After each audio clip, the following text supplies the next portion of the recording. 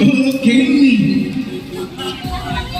Tapos na yung pad 1 and the score is di ba ba? For checking. What is good?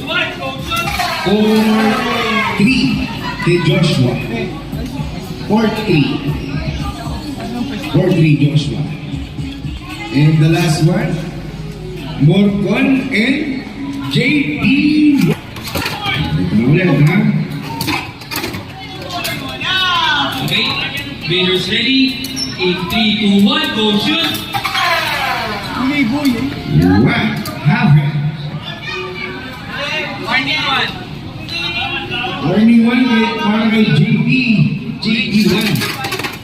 Raiders ready. In 3, 2, 1, go shoot! What? Okay, good. Ayan na po.